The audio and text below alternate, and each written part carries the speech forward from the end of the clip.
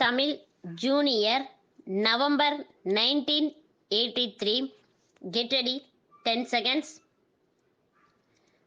5 seconds. Start.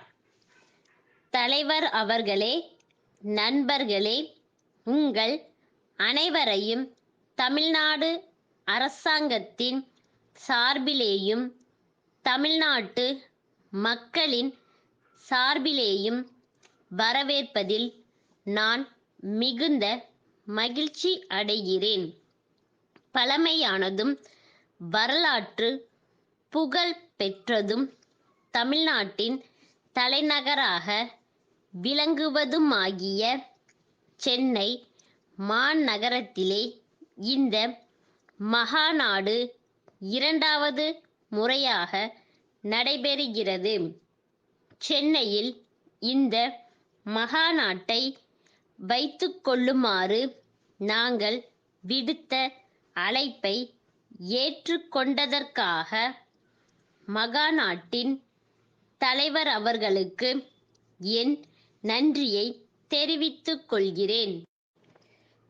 தமிழ்நாட்டிற்கு மிக அருகில் இருந்தும் வெகு தொலைவில் இருந்தும் இங்கு வந்து கூடியிருக்கிறீர்கள்.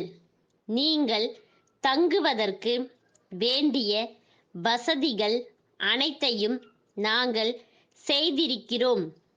அவைகளில் ஏதேனும் குறைபாடுகள் இருக்குமானால் அதற்காக எங்களை பொறுத்து கொள்ளுமாறு கேட்டுக்கொள்கிறேன்.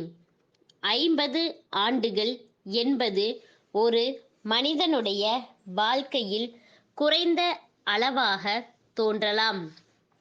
ஆனால் சட்டமன்ற பேரவை மற்றும் சட்டமன்ற மேலவை தலைவர்களின் மகாநாடு தொடர்ந்து 50 ஆண்டுகள் நடைபெற்று அதன் பொன் விழாவை கொண்டாடி கொண்டிருக்கிறது என்றால் அது பெருமைப்படக்கூடிய விஷயமாகும்.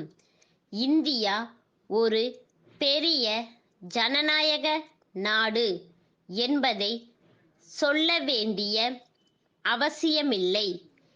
இங்கு இதுவரையில் 5 பொது தேர்தல்கள் மிகவும் சிறப்பான முறையில் நடத்தப்பட்டுவிட்டன.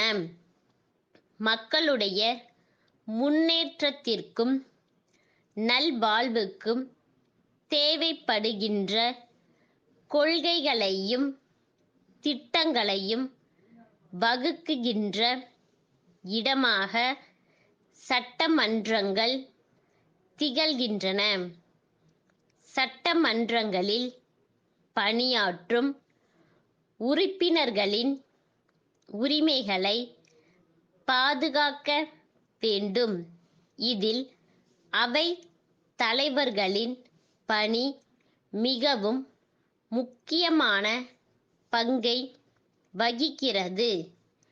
அவை தலைவர்கள் தங்களுக்கு ஏற்படுகின்ற பிரச்சனைகளையும் அவைகளை எவ்வாறு தீர்ப்பது என்பதற்கான வழிமுறைகளையும் ஆராய்வதற்கு இந்த மகாநாடு பயன்படும். இந்த மகாநாட்டை ஒட்டி கருத்தரங்கு ஒன்றிற்கும் ஏற்பாடு செய்யப்பெற்றுள்ளது. சட்டமன்றங்களின் பணிகள் என்பது பற்றிய அந்த கருத்தரங்கத்தை தமிழக முதல்வர் அவர்கள் துவக்கி வைக்க இருக்கிறார்கள். சுவையான பல பிரச்சனைகள் அதில் விவாதிக்கப்படும் என்பதை சொல்ல வேண்டிய தேவையில்லை என்று கருதுகிறேன்.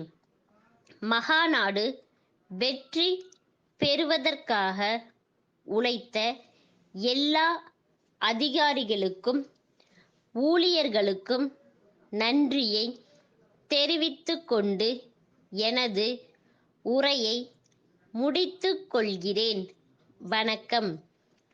மயிலாடுதுறையிலுள்ள மணி கூட்டமைப்பின் நிர்வாகி, பெங்களூர் காந்தி நகரிலுள்ள வையாபுரிக்கு எழுதிய கடிதம். அன்புடையீர், தாங்கள் எழுதிய ஜூலை 2ஆம் தேதியிட்ட கடிதம் கிடைக்கப் பெற்றோம்.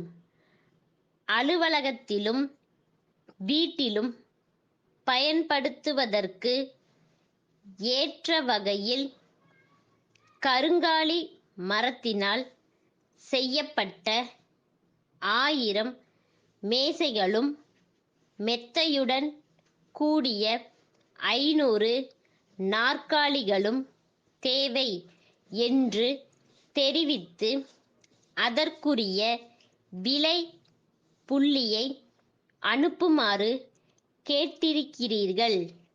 தற்பொழுது எங்கள் கைவசம் 500 மேசைகளும் 200 நாற்காலிகளும் மட்டுமே இருப்பில் உள்ளன. மற்றவை தங்கள் உத்தரவின் மேல் தயார் செய்யப்பட வேண்டும். தாங்கள் கேட்ட இதே பொருட்கள் தேக்கு மரத்திலும் செய்யப்பட்டிருக்கின்றன.